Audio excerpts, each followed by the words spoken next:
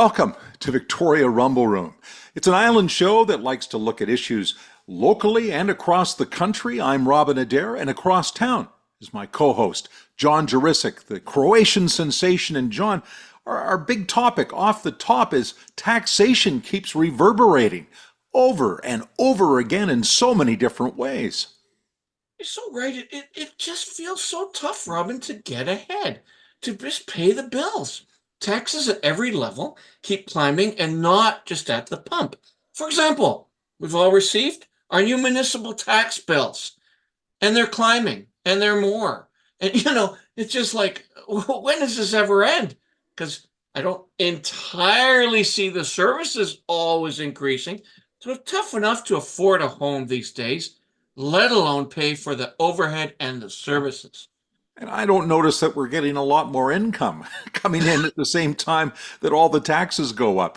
And it's not just municipal, that's the one we're seeing like right now, but we've also got a big tax increase coming from Ottawa, and that starts at the beginning of June, as they are going to be going after a lot more than the pump for people who make more income. It's going to be rising up to 66%, and we're talking, of course, about the capital gains tax. If you make $250,000 or more, you're paying 66%.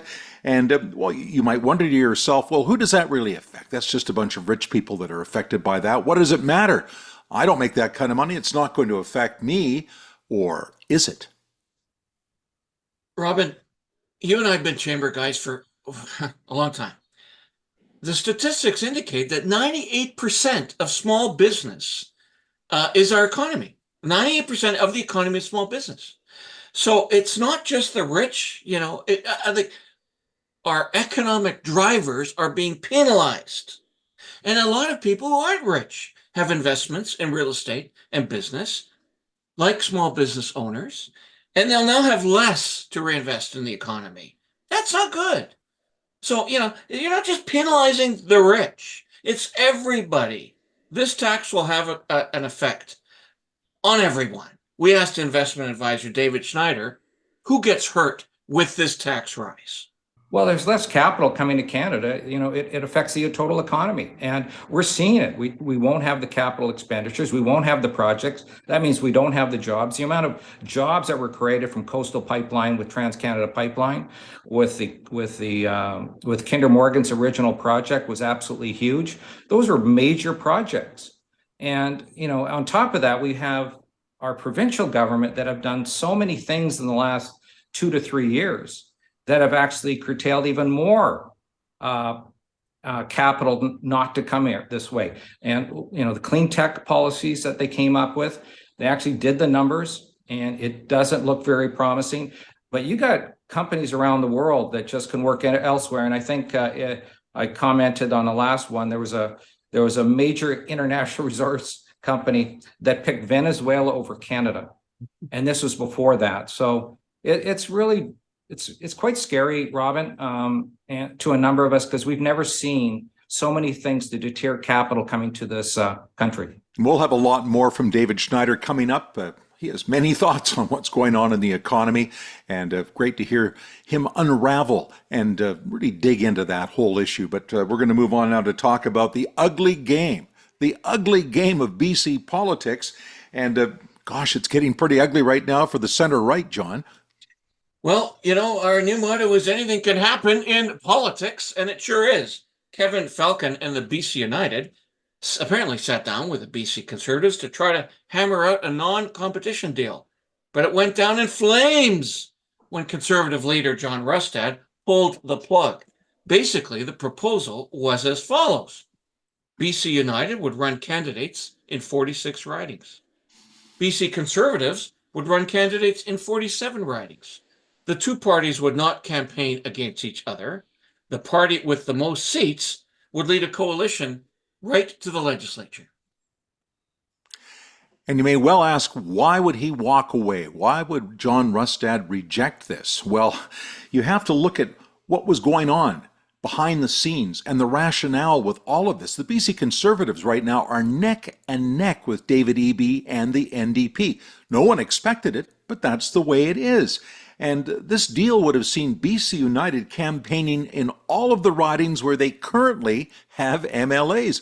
And the ridings that they were going to be giving or handing over to the BC Conservatives to run their candidates in were mostly NDP seats.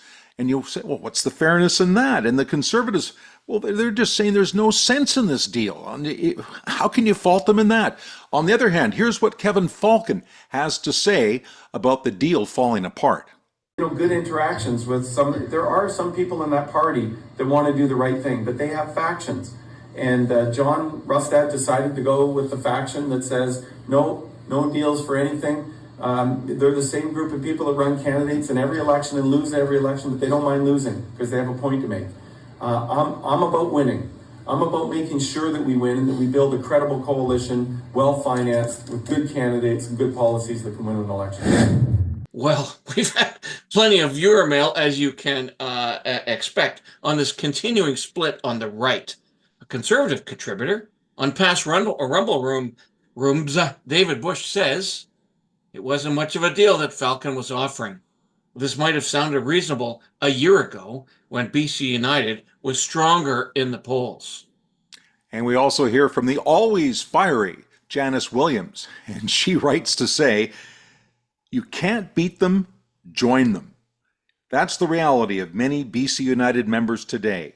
If you can't merge and work together, you'll be left working alone. Sorry, Kevin. Great, Janice. But on the other side of this debate, and there is another side, a big one, we had this comment delivered to the Rumble Room. Falcon, Coleman, and crew are a spent, discredited political force. Go away. You've got to think the NDP in British Columbia are feeling pretty good about their chances for next fall when they see this split on the other side of the fence. And the center-right is basically rubber stamping David Eby's prospects. And we'll see what happens. It's still a long time. And as we keep saying, anything can happen in BC politics. But boy, the trend lines are sure going in the NDP's direction. But there are vulnerabilities on their side as well. They're not exactly shining out with the way they're dealing with the cost of homes, for example. We have these terrible, terrible problems with tent cities and drugs and drug use and crime. And let's talk about the doctors for a second. The doctor shortage, still unhealed. The NDP has vulnerabilities, but at the moment, they still seem to have the driver's seat in place. All that being said, and those are big, big issues, big issues that are pissing people off. New Democrats are united, and they'll be tough to beat. For more perspective, we turn to a longtime campaigner, former BC Liberal, former Solicitor General, Housing Minister, and Deputy Premier Rich Coleman for his take on the situation. Let's zoom him in.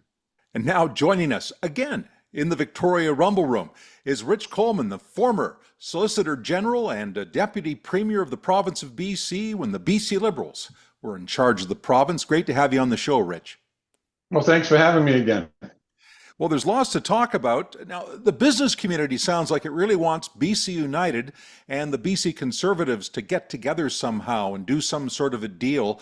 And I read that John Rustad, there was an account that he wrote out that talked about him going to BC United a while ago and saying, hey, let's work on something together. And he was basically told, F you. So is this sort of what you understand happened? And is there any way that they can still work out a deal?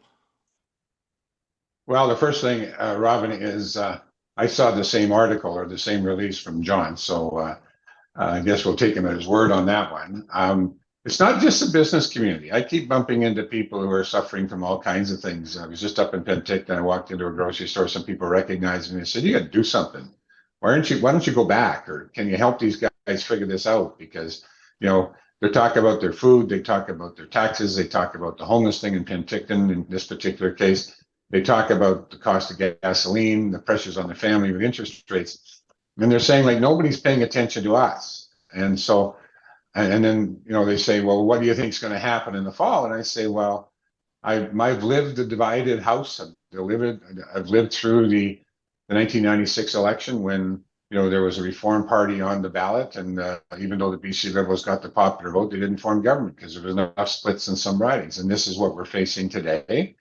I think the business community absolutely, but I think a lot of people are thinking they're kind of concerned about what this may look like if we can't get some coalition or work together between these parties to hopefully at least form some basis of an organization that can actually be either a very strong opposition or form government.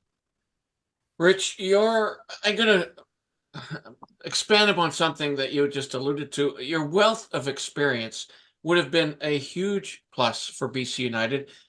Question why you're not working with Kevin Falcon, at least on some kind of advisory level. If polls are to be believed, it seems like they could use your help.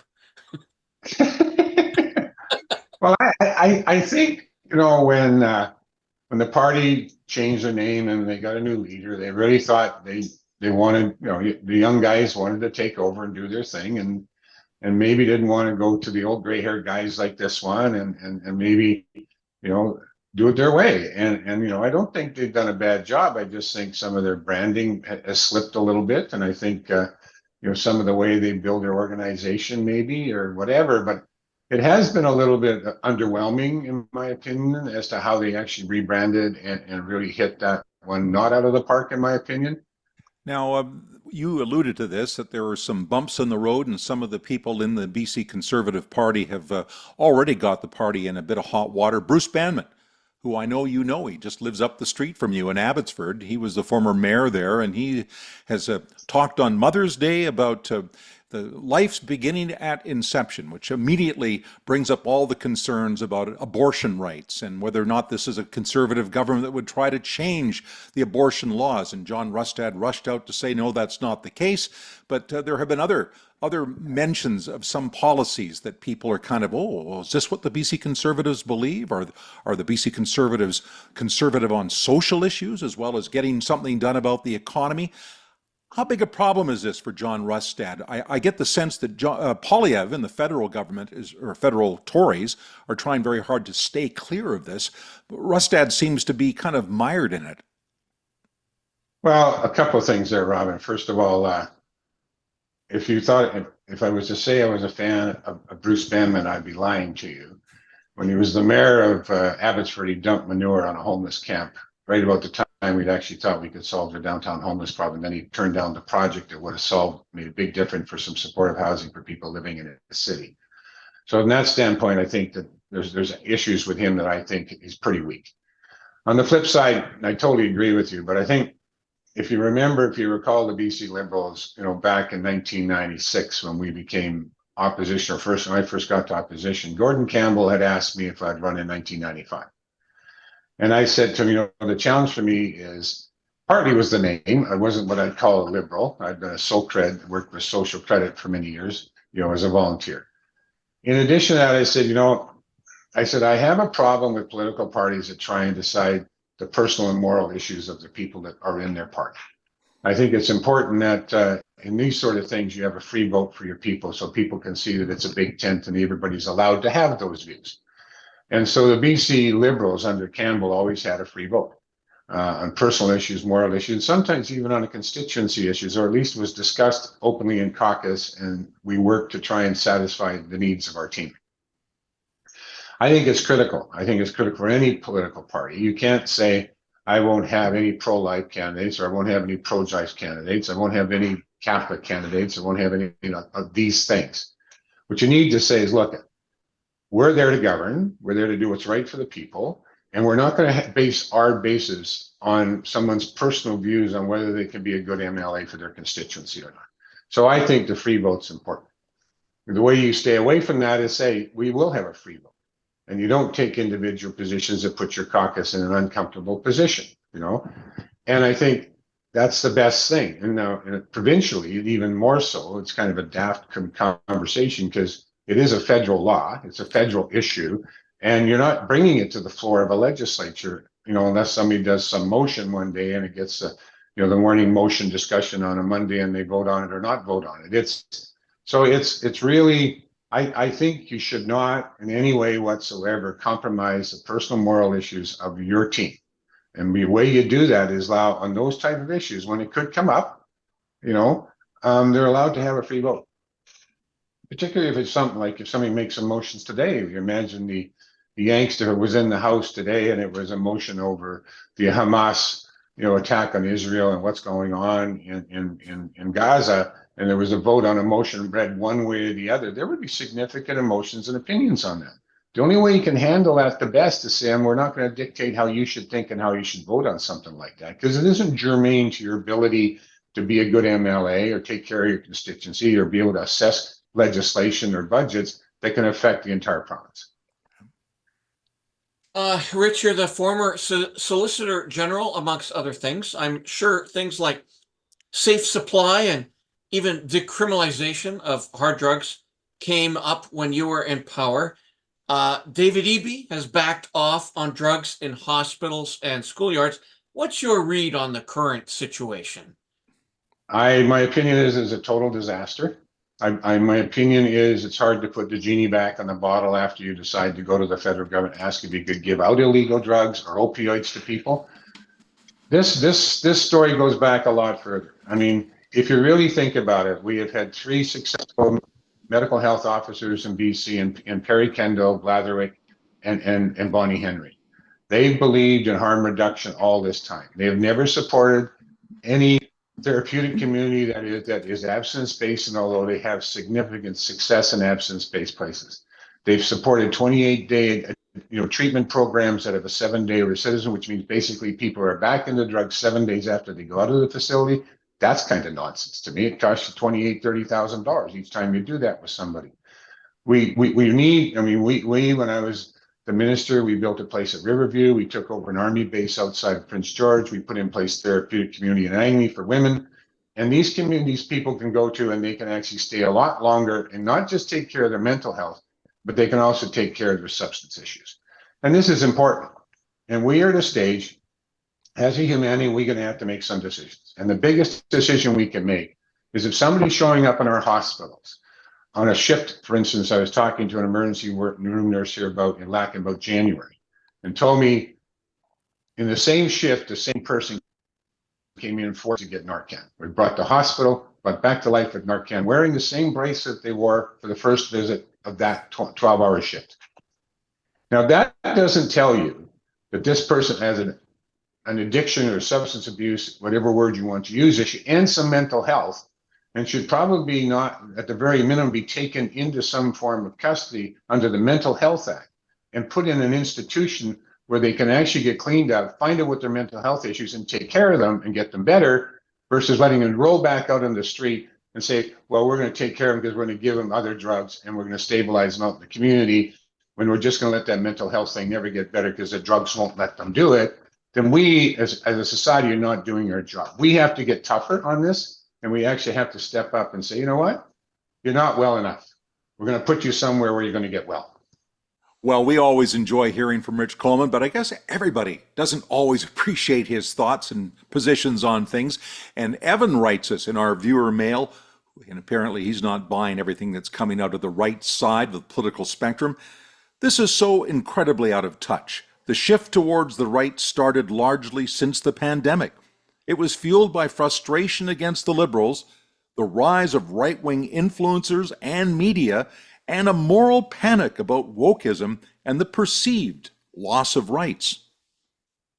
Well said, Evan. Well articulated. For some comments, you never know what you get on the internet.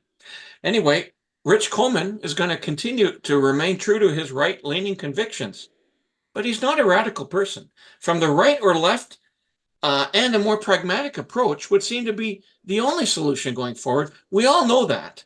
It's been proven over election years all the time. In the meantime, the name calling and the trolling on social media continues. Right-wingers described as fascists and left-wingers as communists. We live in a world of easily labeled and catchy slogans. If only they really knew what those kind of people were like. And you know, John, it just seems like the woke movement has really taken this up about 8,000 decibels. It gets louder and louder.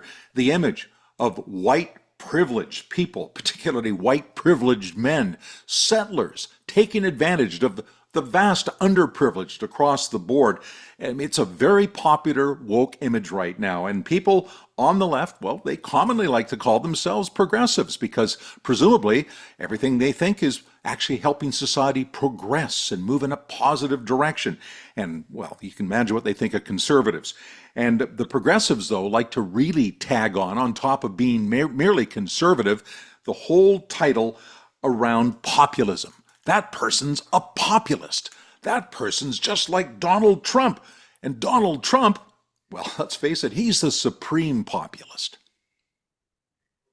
Love it. So to get a read on this crazy labeling, we turn again to Mark Milke, the president of the Aristotle Foundation in Calgary, Alberta, asking the question, is Pierre Poilievre a populist? And if he fits the label, what exactly does that mean? Who doesn't want to be seen as progressive or open-minded or tolerant? Well, it depends what you're talking about, I guess. And to be progressive, yeah, I think, yeah, again, the problem with labels is you get away from debating actual issues, and people capture then the high ground based on some label. So the labels don't tell you much about the content of the policy that people are proposing. But they certainly tell you what they're trying to communicate, which is that I hold the moral high ground and you don't, right? Or they're insecure. I mean, look, I'd be considered a conservative or a small c conservative or a classical liberal, depending on your understanding of those terms. But at the end of the day, I'd like to think as well that I can articulate why problem X needs remedy Y. And I think that's more helpful than getting too stuck on labels. Plus, as you know, labels would get stuck up with political parties. And look, the Liberal Party, the late 20th century, at least 1969 forward, 1968 forward under Pierre Trudeau was very interventionist. Same with the Liberal Party now. Go back a century to Wilfrid Laurier. This was the party of free trade and free expression and minimal government, completely opposite of what Justin Trudeau is about today. So political parties can confuse things too for the general public because, most people don't pay attention to these labels. They're just like, oh, you're a liberal. That must mean you like Justin Trudeau. Well, not if I'm a classic liberal, I guess. So anyway, I don't know if that helps, but I think part of the games people play is to engage in labeling others without actually addressing the issue, and that too is anti-reason. Very helpful. However, as a follow-up, I'm going to be using the sort of now generic definition of populism. Why is it so prominent around the world? Do you expect it to stay with us? Are there a lot more Donald Trumps waiting for their turn in power around the world? Right, and I forgot to answer your question about populism. Look, I think populism, it may not be the dictionary definition, is simply what a chunk of the public wants. And so, progressives don't like it when conservatives are populist or their ideas are being latched onto by a good chunk of the population. So they call it populism and sneer at it. But the left has been very populist as well. I mean, when Tommy Douglas fought for Medicare, that was a pretty popular populist initiative. He was being populist, right? So again, I suppose it depends whose policy is being advanced or whose ox is being gored, that the word populism is used either positively or negatively. I think part of the core problem in Canada is actually that the reason you see things boil over here or in other countries, but in a Canadian context, why populism goes in waves, truckers show up to Ottawa, or the Reform Party arises out of a populist movement against deficits and high taxes, and the Mulroney government's interference and contracts, that sort of thing. The reason you get sort of populism on the streets anyway is perhaps because people feel that their ballot box choices don't matter. My remedy to that has always been give us a better dose of direct democracy.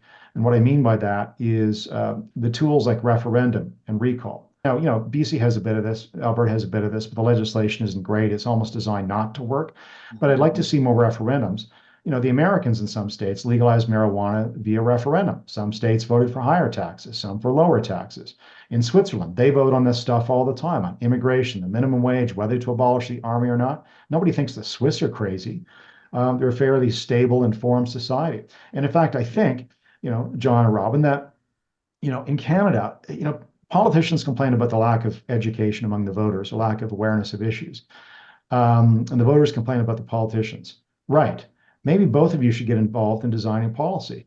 And it's unrealistic to expect voters to care about most policy when they're busy raising 3.5 kids, They can't. And my argument for referendums is based on example in Canada, the Charlottetown Accord, which both of you are, old enough like I am to remember. Nobody normally would talk about the Constitution, what we should have in the Constitution. But I remember friends, I was just going to university at this time, non-political, non-idea kind of friends, I would say, in terms of politics and constitutional matters, debating whether the Charlottetown Accord should pass or not, and debating elements of the proposals within the Charlottetown Accord. That's what referendums I do. They're great idea vehicles. They get people to start thinking about ideas. So I think a lot of what we've talked about today is, okay, the public's frustrated. It erupts sometimes in what you call populist movements. Okay, fine. Then if you don't like them showing up to Ottawa on the streets, and I don't like blockades, whether they're truckers or whether they're environmentalists or whether they're, what I'd call pro-Hamas crowds these days. If you're not, happy with that, and I'm not, then I think the population should have some levers to pull, recall and referendum, reasonable levels where when when politicians are truly ignoring an issue or truly egregious, the public can do something and not wait for 3 years, which doesn't solve usually most of these problems anyway. Always interesting to hear from Mark Milke, a deep thinking guy. Again, it's his point of view. We always welcome other points of view. That's what we like to do on the Rumble Room. But as for Donald Trump, I don't personally think he's a populist. I think he's a criminal who's managed to tap in to some popular jargon. And he loves slogans. Let's make America great again, as if that's going to be a solution to the problems in the United States. And it's not a solution to anything other than having a criminal as president. On that happy note, John, time to wrap up another Rumble Room. Sounds a lot of hats, I think. Oh, it's sad wrapping it up. We've got so much stuff to talk about, and we're obviously very articulate about our viewpoints. We really appreciate the feedback, the viewing, listening, the engagement on all these platforms. We're getting a ton of it on Twitter, which is now called X. I don't know when I'm going to stop saying that. We're now getting a ton of feedback on X. Of course, we're always available on our Facebook page, as we are on our YouTube page, as well as a podcast. So you can listen to our show, and you can watch us on the more youthful, popular platform called Instagram, as well as the more youthful, crazy platform called TikTok. That's it from me for another week. I am not a populist, but certainly hoping that I'm popular at home. I'm John Jurisic. And John, you may say you're not a populist, but you are popular. I was just at my 50th high school reunion on the weekend, and it was amazing. These very attractive ladies were saying to me how much they love John Jurisic on the show.